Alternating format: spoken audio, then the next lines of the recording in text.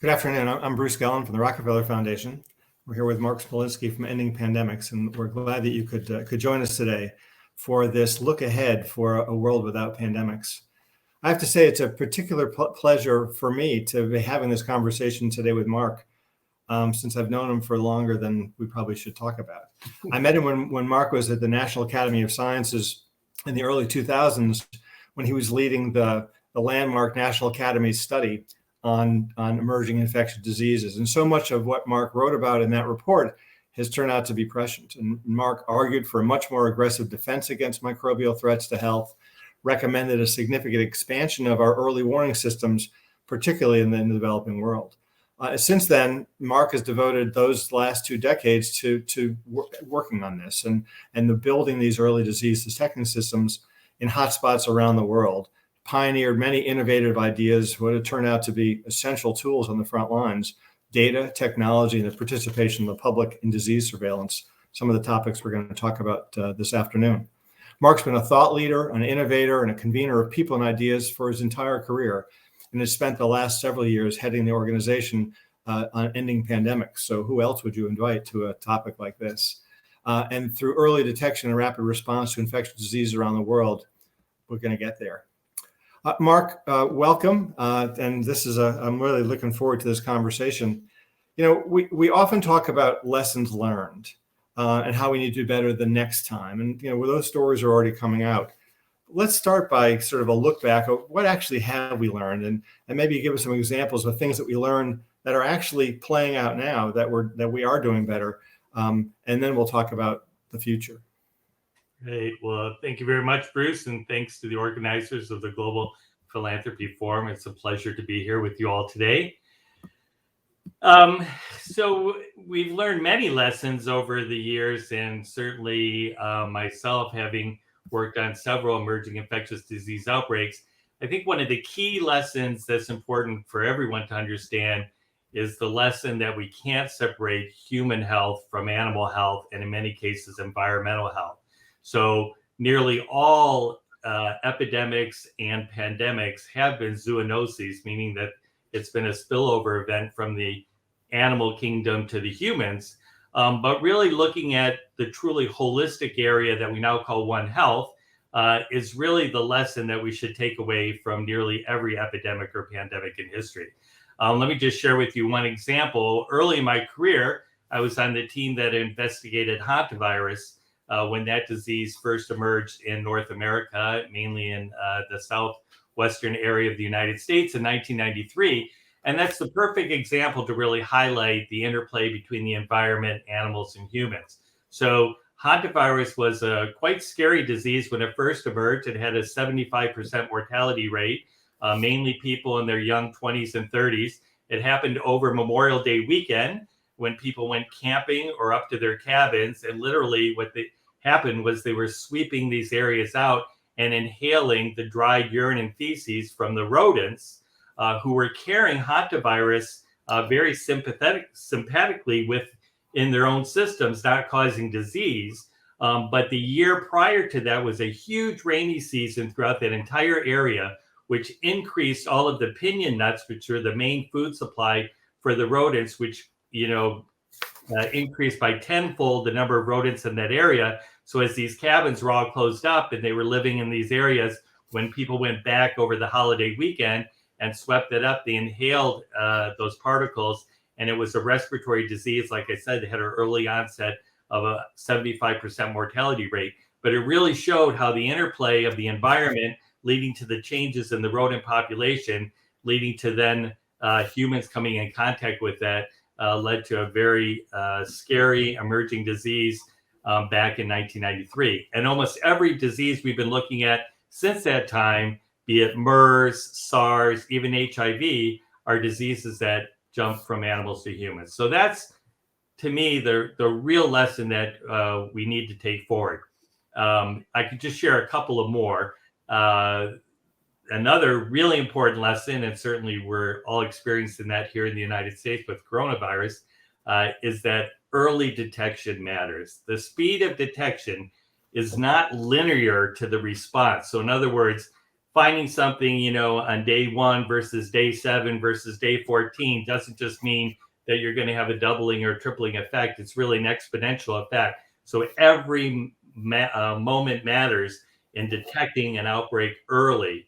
And we've gotten better about understanding, that interplay between the environment, animals, and humans across the globe, that we've been able to look at what we call hotspots. So we know where to look and where to focus this ability to find outbreaks faster, but nothing is more important than early detection. And then lastly, I'll just share, and this is clearly a message you hear through most public health issues, not just infectious disease. They're like in the real estate business, they say it's all about location, location, location. Well, of course, for us, it is that as well, but it's more communication, communication, communication. So we need to bring everybody on board with science-based evidence to approach an emerging infectious disease, but open communication about what you don't know and what you do know is critical. And we've learned that lesson through every epidemic. So those are great takeaways. I think that clearly, as you highlighted, speed matters because it's not linear. So the sooner you get to something, I mean, you're on the West Coast where fires are a big issue, and you want to get it when it's a spark and not it's a forest fire. I think the other thing your hantavirus highlights is it's not just the interaction, but there's the behavior part of it. So maybe those people didn't sweep, they wouldn't run into trouble. But I think that we have to overlay behaviors and understand that as well.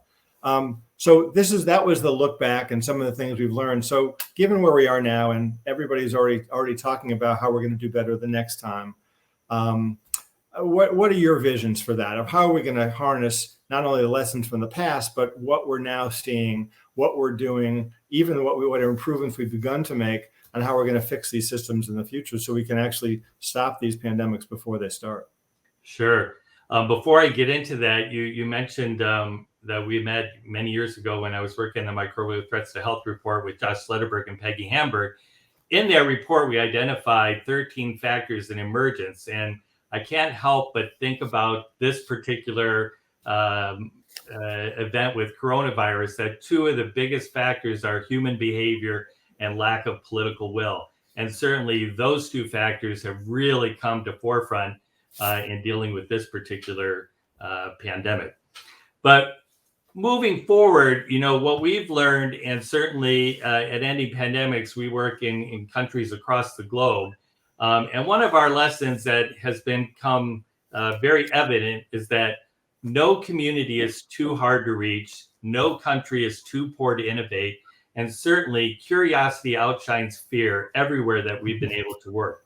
And some of those have really led to really interesting, creative ways to really change the paradigm. So when we think about the idea that we must integrate our environmental health, our human health, and our animal health, one of the best ways to do that is to directly engage the community. So putting the public into public health has really helped us think new and creatively about how we increase the speed of detection, but equally important in places where we've built these systems that are two-way, so people are the eyes and ears in the community to help us find these outbreaks faster.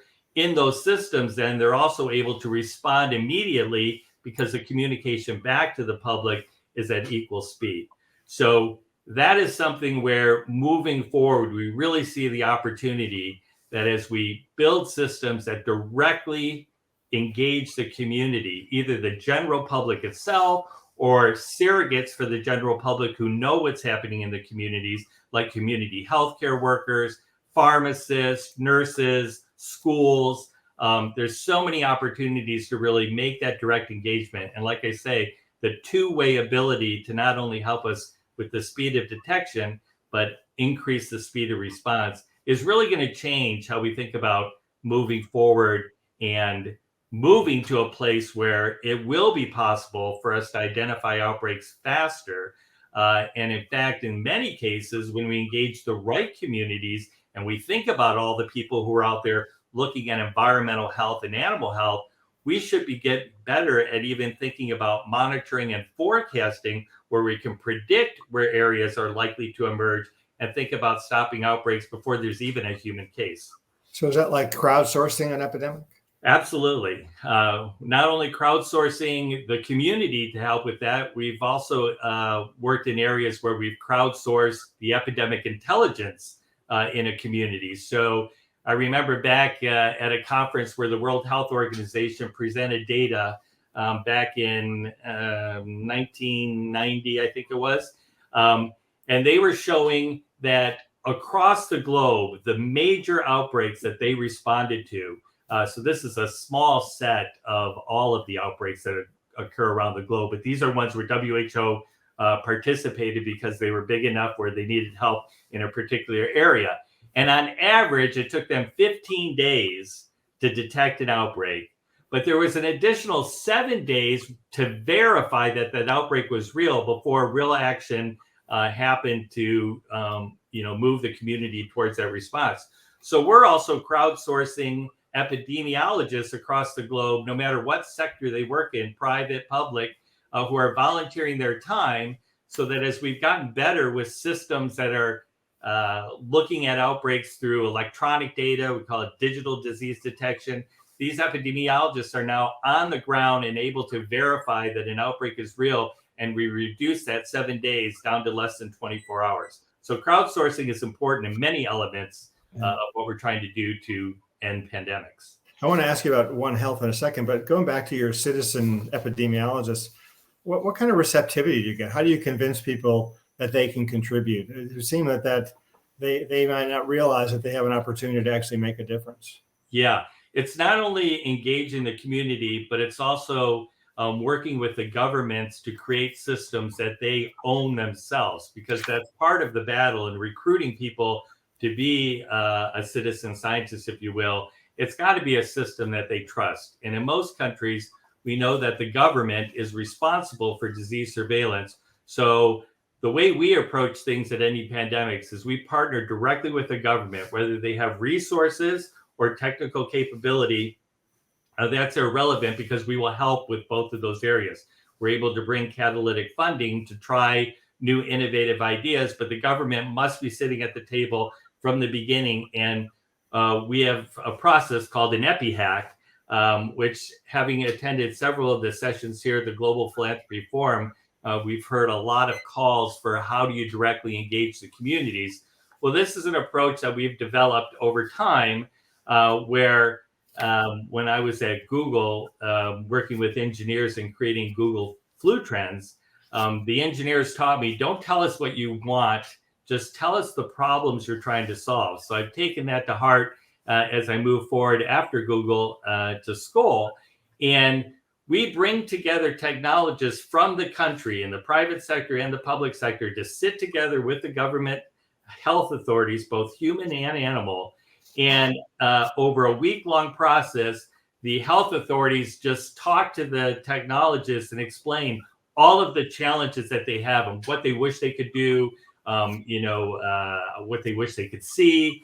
And then they take the technologists out in the field. And since we work in a One Health environment, they go to wet markets, they go to farms, they go to clinics, they go to hospitals, they go to the health centers. And then they hack away over the course of the week, side by side with these health authorities. So by the end of the week, we have prototypes that have been created by the government officials with technologists from their own country, created in an open source environment so that they own it, they can change them over time, and they promote these tools to their populations because, quite frankly, there's a pride of ownership. And so it's not like the old days where we would build things and try to, export them or import them into hotspot countries. Now we're able to work directly with technologists and the health authorities in these hotspot countries, so they co-create their own solutions. And that's how we're seeing the massive uptake. I'm guessing when you bring these people together, they're meeting for the first time, which sounds fascinating. Do they last? Do they go? They last beyond this field trip? And I made an example of how that's paid off. Yeah, it's been amazing that we can't even count the number of technologists who have gone on to get a master's in public health after they've interacted in one of these EpiHacks, because they've been so moved by what the health authorities are doing, as well as many of them have maintained long-term relationships with their governments, and the governments have continued to do many different things. Cambodia is a perfect example where the epi hack that we had there, the Ministry of Health challenged all the developers that this was built maybe 4 or 5 years ago, and there was 14 million people living in Cambodia, and they wanted this system to be able to engage all 14 million people. So obviously the literacy rate is not equal amongst all Cambodians, as well as the access to technology. So the end result was building a system that was a national hotline that works with a simple phone on the wall with a dial-in and a voice-activated menu, as well as a smartphone, as well as a web-based application. That system has been operating for 4 years and receives 600 phone calls on average a day, and 20 to 30 per month are true human health or animal health events that require direct action by the human or the animal health authorities. When COVID rolled around, and that's what's the beauty of building systems that work every day, that when there's an emergency, they scale up.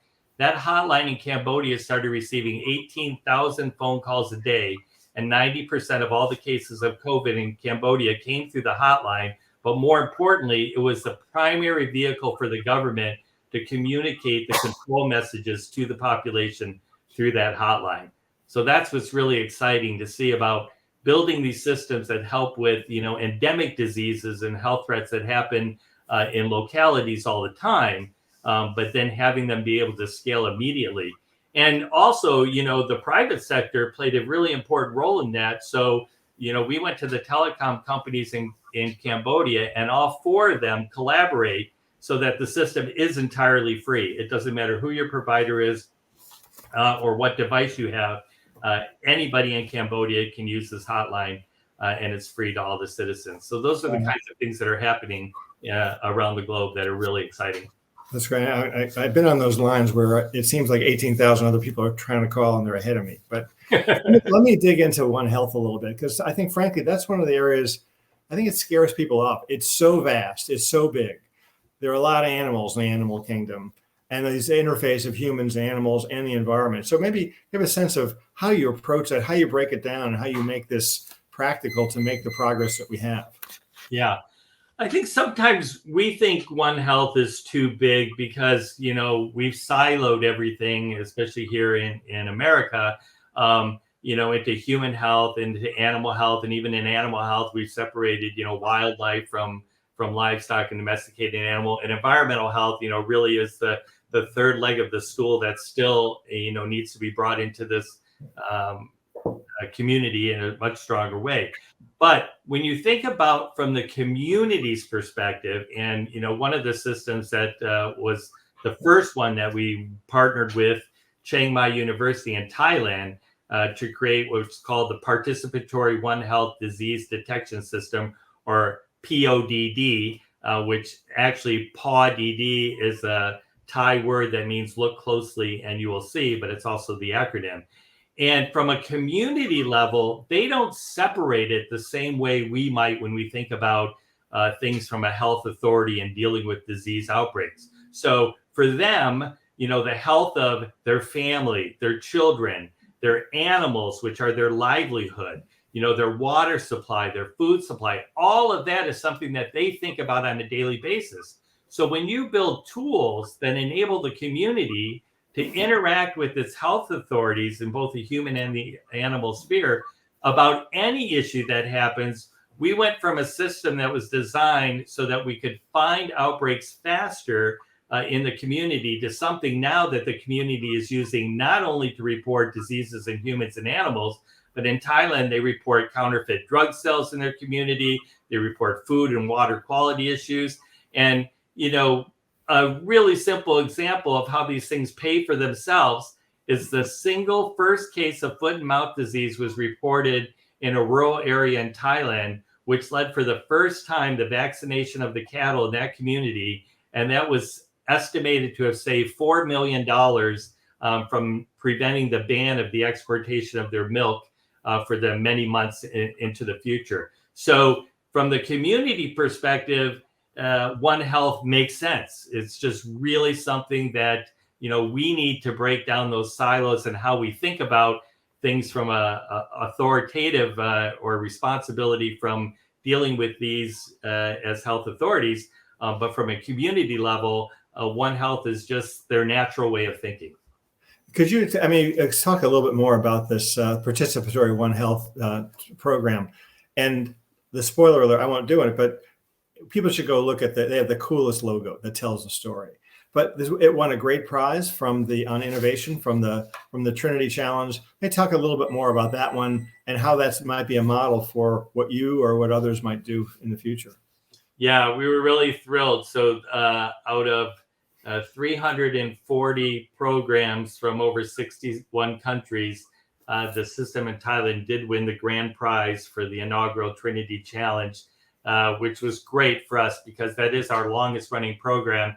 And the way we're able to think about building these systems and have them replicate is, Thailand we chose, quite frankly, because we knew they had a very high penetration of mobile phones. So, whenever you're doing an experiment, you have to control a lot of variables. And it was going to be difficult enough to think about for the first time engaging a community to directly report things from the environment, the humans and the animals. So we went to a place where we knew that we had the technical capability to do that, to overcome some of the other challenges.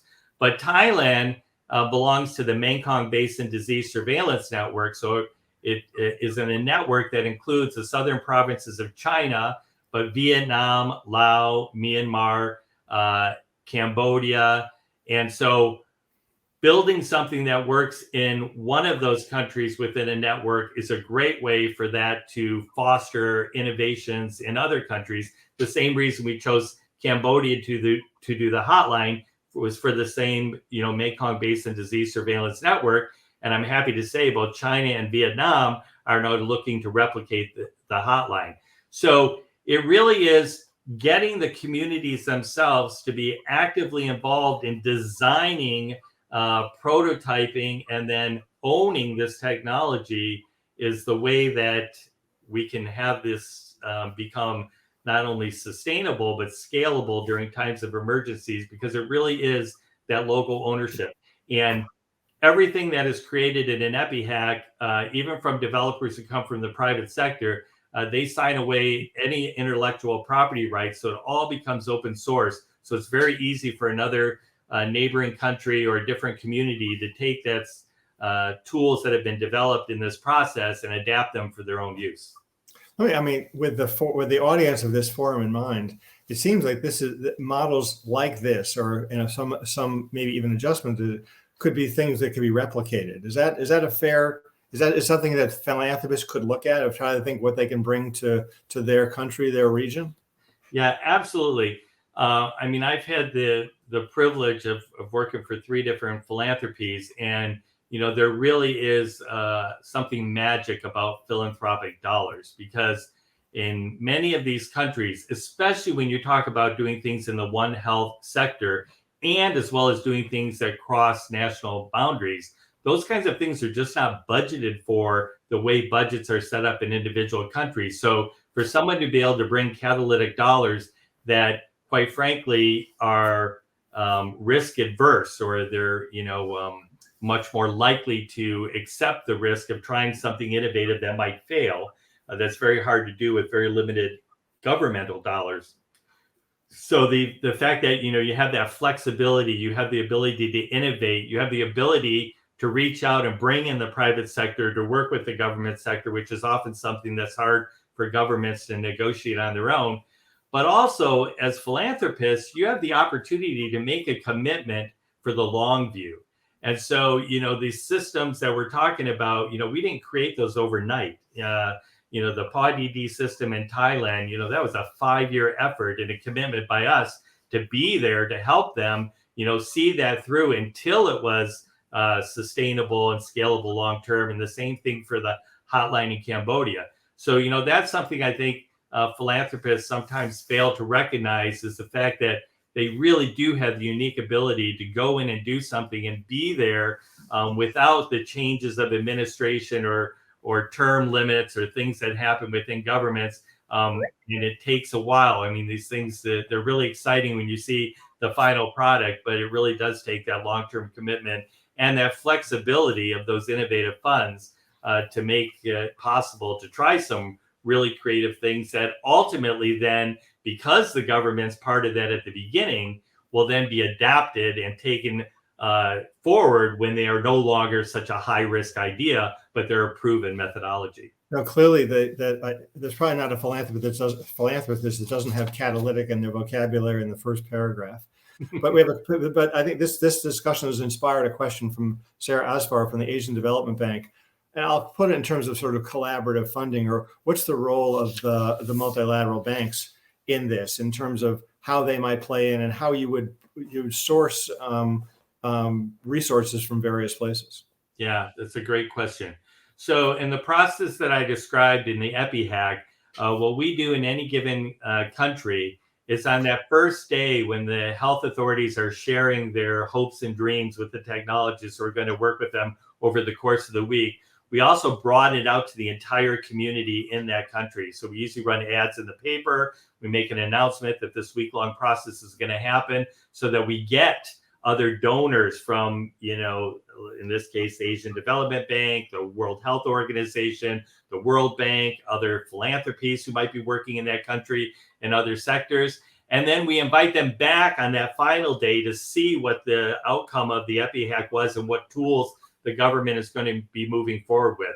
So it's really an opportunity to broaden the impact of those tools by allowing, anybody within the broader community to be there right from the beginning and see and get excited and hopefully join in, as the Cambodian example, with all the telecom companies coming together to make that tool possible to be entirely free. Great. Well, I knew this was going to run long. I have an eye on the clock, but I think that since there may be some more time before they bring the finale in with Samantha Power, but I wanted to ask, go back to some of your principles, Mark. About, you talked about the bringing in the population. You talked about One Health. Tell us your sort of the grand vision and what the pieces of this puzzle are. Yeah, great. Thank you very much. And for those of you who don't want to take any notes, I'm happy to say that the Stanford Social Innovation Review is publishing an article in next month's November edition that highlights the 5 priority actions that we believe will take to end pandemics. And so we've talked a lot about the first one, which is directly engaging the community. That's absolutely critical. The second one is taking a One Health approach. And that's not only in directly engaging the community, but it's in all aspects of pandemic prevention. The third one is expanding epidemic intelligence. And so we talked about some of the crowdsourcing of the epidemiologists who can help verify some of the signals, but we're also working within countries to improve their ability to digitally detect outbreaks by, building systems that scrape the electronic media in the local languages, know the different customs, and are able to detect early threats faster. And we're building those into opportunities where that data is being shared directly with the human health authorities and the animal health authorities at the same time. The fourth area is really helping countries collaborate with each other. We've been working together with several other foundations to support an organization called CORDS, or Connecting Organizations for Regional Disease Surveillance. And that brings together regional networks from different parts of the world to not only foster better regional collaboration, but to create opportunities to collaborate across the globe. And then last, but very important, is to measure progress. And so we've spent a great deal of time over the last decade thinking about how do we, in an area where prevention is often hard to measure, because if it doesn't happen, how do you prove that you made a difference? So we came up with the idea of, why are we measuring really simple things with every outbreak, including the time to detect the outbreak, the time to communicate something's happening, the time to verify the threat, the time for laboratory diagnosis. So in the end, we came up with 11 metrics that we have piloted in 28 countries, where we looked retrospectively for 5 to 10 years and now built them in their systems to record that data prospectively, automatically, and had 2 international meetings with countries from across the globe, including OIE, FAO, and WHO, And now these simple set of metrics are really being built into programs at the World Health Organization, at the US CDC, and within many countries, so that they can look at progress, so that, yes, we don't want outbreaks to be happening at a large scale, which sometimes are the only ones we really analyze to say, did we make a difference? But every single outbreak, we have the opportunity to see, are we getting faster at finding them? Are we getting faster at doing laboratory? So these performance metrics help any individual country monitor their progress over time. And so that's our fifth priority action. Well, Mark, your energy for more than 20 years is, I don't know how you keep doing it. And if you keep doing it, you're going to put yourself out of business, but maybe on ending pandemics when you can declare that they're over. I don't think that's going to happen anytime soon, but I mean, thanks for all your insights and all your work on this. And I hope the audience has seen where they can follow up here, and how the particularly the philanthropic investments can really start to move things along in a way that others can't. So thanks for that conversation, and really thanks to the forum for featuring this important topic, because we all want a world without pandemics, and we'd have to start by finishing up the one we're on now. Thanks, everybody. Thank you.